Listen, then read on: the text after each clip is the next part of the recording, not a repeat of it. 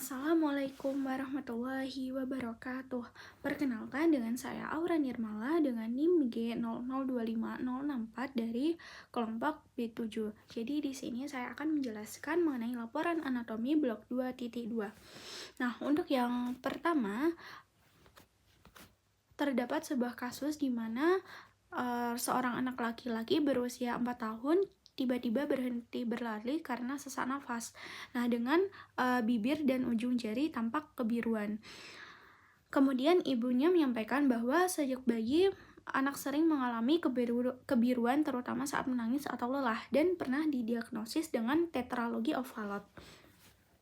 Nah, untuk pertanyaan yang pertama itu jelaskan mengenai sirkulasi fetal, terus kedua jelaskan salah satu gangguan akibat gagalnya penutupan struktur fetal setelah lahir, dan ketiga jelaskan vaskularisasi arteri dan vena jantung.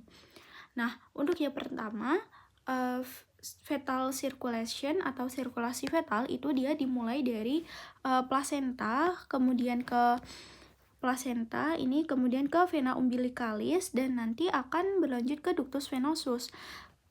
Selanjutnya nanti ke vena porta hepatica, lalu ke vena cava yang inferior, kemudian ke atrium dexter, kemudian juga ke foramen, berlanjut ke foramen ovale di mana sepertiganya itu ke ventriculus cordis dexter yang nanti akan mengalirkan darah ke pulmonal. Lalu untuk yang atrium sinister itu dia nanti ke ventriculus cordis sinister lalu ke aorta. Nah, nanti setelah ke aorta dia akan berlanjut ke sistemik seluruh tubuh. Nah, nanti akan kembali lagi ke jantung itu melalui vena cava superior et inferior lalu ke atrium dexter. Kemudian nanti dia akan berlanjut ke ventriculus cordis dexter. Kemudian sebelum masuk ke truncus pulmonalis itu dia akan masuk ke ductus arteriosus terlebih dahulu. Kemudian akan diteruskan ke aorta descendens lalu ke arteri iliaca communis. Nah, nanti akan ke arteri umbilicalis dan nanti berakhir lagi ke plasenta.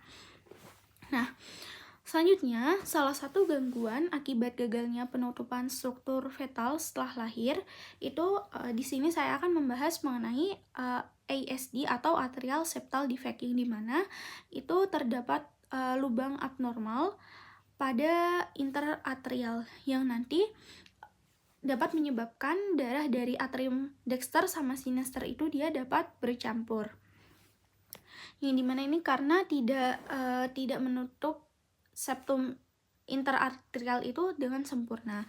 Nah, sebenarnya selain dari atrial septal defect itu dia ada paten foramen oval yang dimana gagal berkembangnya foramen oval menjadi fossa ovalis. Terus juga ada paten ductus arteriosus yaitu gagal berkembangnya ductus arteriosus menjadi ligamentum arteriosum. Nah, selain itu juga ada VSD atau ventricular septal defect yang dimana itu juga terdapat lubang abnormal atau tidak menutup dengan sempurnanya dari septum interventrikular. Nah, selanjutnya itu ada vaskularisasi arteri jantung. Nah, vaskularisasi arteri jantung itu dia dimulai dari aorta descendens. Kemudian nanti dia akan bercabang menjadi arteri coronaria dexter sama arteri koronaria yang sinister. Nah, untuk arteri koronaria yang dexter dia akan bercabang menjadi ramus nodus sinoatrial, terus kemudian bercabang lagi menjadi ke ramus marginalis dexter. Selain itu juga ke ramus interventrikular yang posterior. Di sebelah sini yang ventrikular posterior. Nah, kemudian untuk yang arteri koronaria sinister dia akan bercabang menjadi ramus circumflexus, terus kemudian ke ramus interventricularis yang anterior. Nah, nanti yang ramus interventricularis yang anterior itu dia akan bercabang ke rami lateral dan yang ramus circumflexus itu dia akan bercabang ke ramus marginalis yang sinister. Nah, selanjutnya vaskularisasi dari vena jantung itu mayoritas vasa venosa pada jantung itu nanti akan bermuara pada sinus coronarius menuju atrium dextrum yang nanti melalui vena cardiaca magna, terus juga vena cardiaca parva, kemudian ke vena cardiaca media, vena cardiaca posterior, ke vena oblique atria sinistra, ke vena posterior ventriculis sinistra. Nah, sedangkan untuk vena cordis minimae itu akan bermuara langsung ke atrium dextrum melalui foramina venarum cavarum. Nah, untuk laporan yang kedua, di mana terdapat sebuah kasus Budi mengeluhkan hidung tersumbat yang berlangsung beberapa hari disertai nyeri pada daerah pipi yang memberat saat menunduk. Kemudian merasakan lendir kental mengalir ke tenggorokan. Pada pemeriksaan, dokter mencurigai adanya peradangan pada sinus maxillaris yang berkaitan dengan gangguan drainase di meatus nasi yang medius. Nah, untuk pertanyaannya, yang pertama itu jelaskan sinus-sinus paranasal yang terdapat pada hidung beserta fungsinya. Kedua, sebutkan pembagian meatus nasi dan lubang muara masing-masing sinus. Kemudian yang terakhir, jelaskan mengapa sinus maxillaris lebih sering mengalami sinusitis dibandingkan dengan sinus yang lainnya. Nah, untuk yang pertama, sinus-sinus paranasal pada hidung dan fungsinya. Jadi, sinus-sinus itu terdiri dari 4 sinus, yang dimana ada sinus frontalis, kemudian ada cellulae ethmoidalis atau sinus ethmoidalis yang dia terdiri dari posterior dan anterior. Kemudian juga ada sinus sphenoidalis yang terlihat pada lateral. Kemudian ada sinus maxillaris, di mana nama lainnya itu adalah atrum Heckmore. Nah, untuk fungsi dari sinus-sinus paranasal, dia itu untuk mengurangi berat relatif pada tengkorak, kemudian juga melindungi struktur yang sensitif dari fluktuasi suhu di hidung, kemudian meningkatkan resonansi suara, terus sebagai penyangga terhadap trauma wajah. Selain itu untuk melembabkan serta menghangatkan udara, dan sinus paranasal berperan dalam pertahanan tubuh. Nah, untuk yang kedua itu pembagian meatus nasi dan lubang muara drainase masing-masing sinus. Jadi awalnya pada dinding lateral itu nanti akan terdapat kavum nasi, yang dimana kavum nasi itu dia terdiri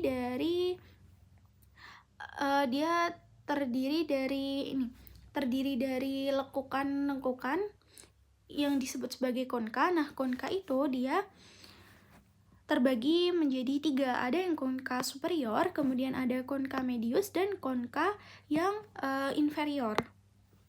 Nah, nanti konka itu akan membagi kavum nasi itu menjadi 4 saluran udara, yang dimana itu nanti masuk ke pembagian meatus nasi. Yang ada meatus nasi yang superior yang di bagian sini, kemudian ada meatus nasi media, kemudian ada meatus nasi yang inferior. Nah, selain meatus nasi itu sebenarnya juga nanti konka tuh membagi kavum nasi itu ada yang menjadi recessus sphenoethmoidalis, yang nanti dia menjadi tempat muara dari sinus ethmoidalis. Nah, untuk drainase masing-masing sinus itu pada meatus nasi superior itu nanti terdapat muara dari cellulae ethmoidalis yang posterior. Kemudian pada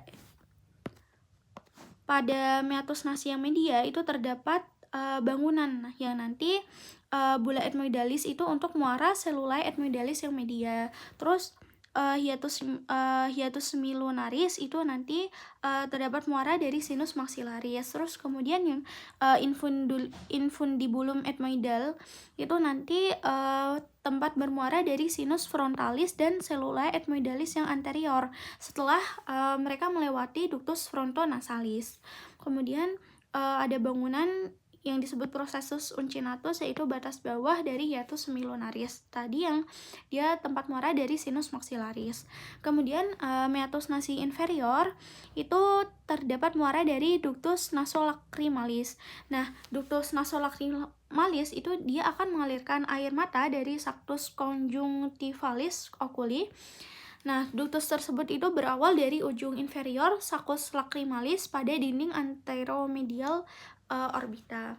Nah, yang terakhir itu mengenai sinus maxillaris. Mengapa sinus maxillaris itu lebih rentan terkena infeksi terkena sinusitis dibandingkan dengan sinus yang lainnya?